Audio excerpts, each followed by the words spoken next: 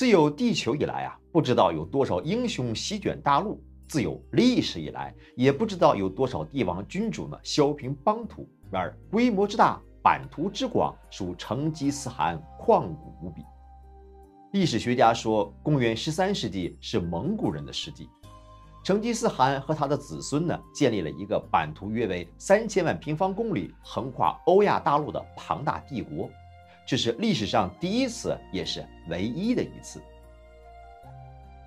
成吉思汗呢，也因此以世界征服者的称号载入史册。可是你知道吗？如果不是发生了这件事儿啊，或许这一切也都不会发生。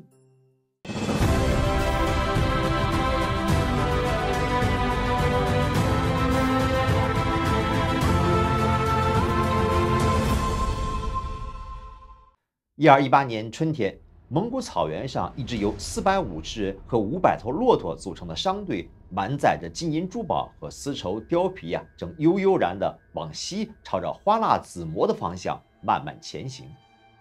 成吉思汗经过了20余年的浴血奋战，统一了草原上的各个部落，建立了大蒙古国。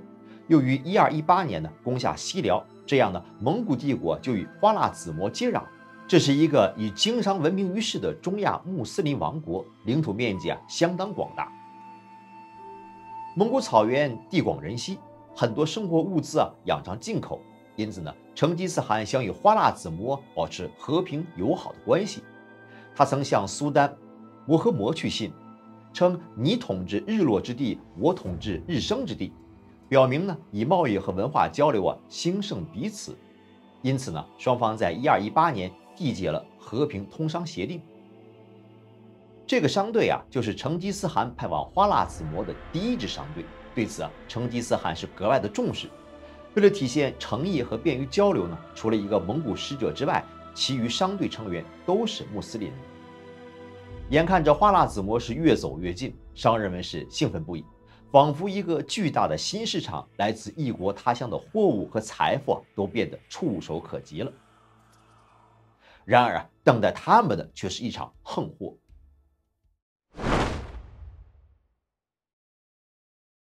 当商团来到花剌子模的边境城市，也就是现在的哈萨克斯坦境内的额达腊城市驻扎在这儿的守将呢，叫做海尔汗。眼见蒙古商队带来的财货是如此的惊人，馋的海尔汗那是直吞口水。这个家伙见财起意，私自扣押了商队呢，并向摩诃末诬告商队是蒙古人派来的奸细。摩诃末命海尔汗将商队扣留，这海尔汗呢却杀害了商队成员，私吞了所有的财物。最后只有一个马夫侥幸逃脱，跑回去向成吉思汗报信。成吉思汗闻讯震怒，不过当时呢，蒙古正在攻打金国。最开始为了不分散精力，他仍然希望双方能够和平解决此事。于是呢，派出使臣致书摩诃末，斥责其背信弃义，要求交出凶手。这摩诃末也是个脑子坏掉、不讲理的主，因为海尔汗呢是太后娘家的侄儿，而摩诃末背后最大的支持者呢正是来自太后一族，所以他不仅呢拒绝交出海尔汗，还杀死了蒙古使者，剃光2位副使的胡须，并将他们赶出了国境。这蒙古人视胡须为男子的尊严，强行剃掉胡须是对蒙古人最大的侮辱。史书中讲，这一切都让成吉思汗怒不可遏，又惊又怒以致是失声痛哭。他登上山巅，摘下帽子，跪在地上请求苍天助他复仇。成吉思汗不吃不喝，祈祷了3天3夜才下山。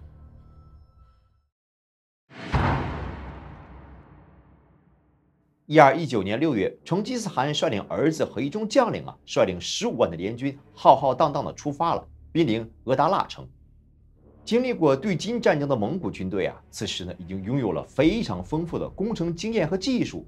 而花剌子模呢，虽然号称40万大军，但真正能用于机动作战的骑兵呢却不足4万。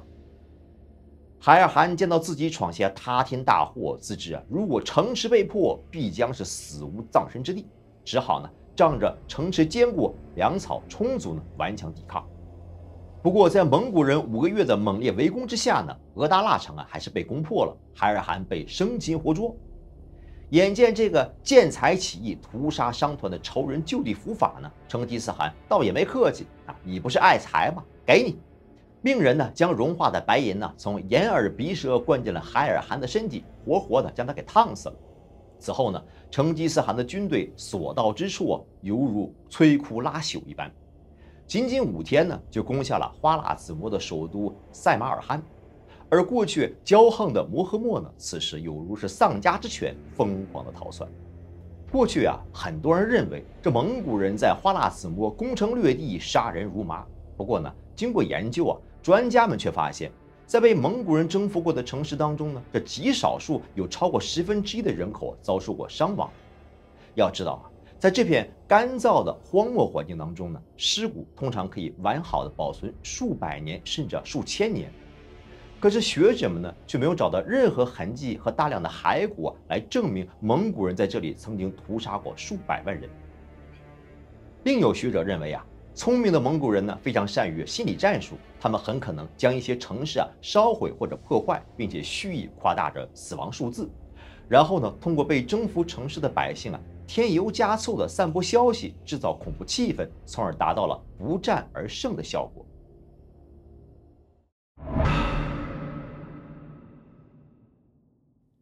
再说摩诃末，听说首都5天就被攻破，大惊失色之余慌忙与众将领商量对策。这一派就认为应该退守伊拉克，另一派认为呢应该逃往印度。不过他的儿子扎兰丁呢却勇敢地站出来说道，与其四处逃亡倒不如与成吉思汗决一死战。摩诃末一声哀叹，花剌子模遭受灾难是天意如此，非人力所能挽回的。干脆带着残兵败将躲进了一个小地方，每日是寻欢作乐，以忘却痛苦。显然，这个鸵鸟策略毫无用处。没几个星期呢，蒙古大军便追击过来，最后无路可走的摩诃末只能逃进了海边的一个荒无人烟的小岛之上。这蒙古大军一时之间找不到摩诃末的下落，只好呢先去攻打摩诃末的母后和嫔妃临时的避难所哈伦堡。很快，哈伦堡就被攻占。当得知家人都落到了蒙古人手中时摩诃末当即昏倒，不久就抑郁而终了。摩诃末临终前传位给了儿子扎兰丁。不过呢，这个扎兰丁不像父亲是有勇有谋，他立即召集了一些残兵败将1221年秋呢，在兴都库什山脚下的巴鲁湾击败了3万蒙古军。蒙古大军呢死伤15000人。这个可是蒙古自西征以来首场败绩。成吉思汗于是亲率5万大军前来增援，中途呢，在今天阿富汗的范延堡呢遭遇了顽强的抵抗，就连深受成吉思汗喜爱的孙子木阿图干呢也不幸中箭身亡。悲愤之余呢，成吉思汗下令昼夜轮番强攻，城池被攻陷，城内上上下下是一片惨烈。范延堡战役之后呢，蒙古大军便与扎兰丁的军队在印度河附近展开决战。正在这生死关头，扎兰丁军中的2员大将却为了争夺一匹阿拉伯的骏马引起了内讧，这人脑子都打出狗脑子来了。其中一人一气之下出走，将部队带走了一半。扎兰丁实力锐减，终究是寡不敌众，几乎是全军覆没，只好率领4000部下向印度逃去。蒙古大军呢也随即追到了印度河边。成吉思汗呢十分欣赏扎兰丁的英勇，打算生擒扎兰丁使之归降。可没想到呢，这扎兰丁在众目睽睽之下，竟然从悬崖上跃马纵入了印度河，在水中是不慌不忙地脱掉了铠甲游走了。这蒙古人不善水性，只得眼睁睁地看着他逃出升天。此时成吉思汗环顾左右，看着自己的几个儿子不由得赞叹道：“犬夫竟有胡子，此人可供诸子效法。”至此呢，花剌子模已近乎亡国，而逃到印度的扎兰丁呢，一直希望复国。只可惜经过了10多年的努力呢，扎兰丁这个花剌子模唯一的血脉继承人呢，不幸在土耳其呢被人暗杀，因此1231年这个国家是彻底的灭亡了。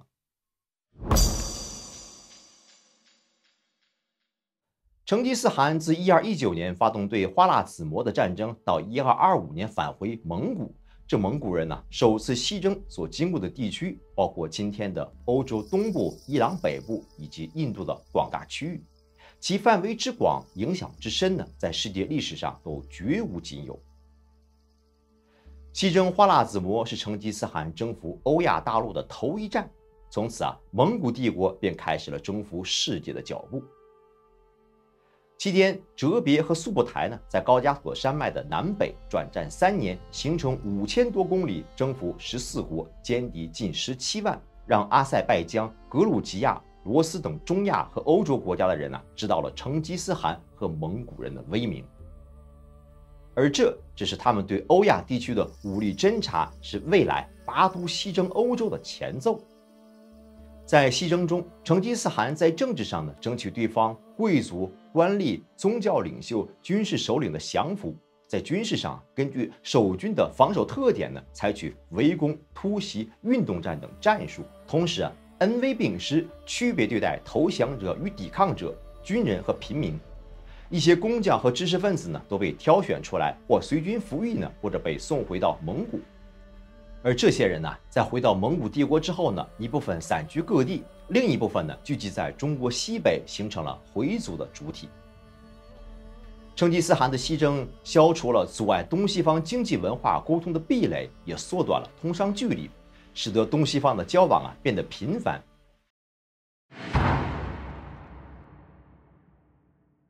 1227年的秋天，成吉思汗因病在征服西夏时驾崩，享年是66岁。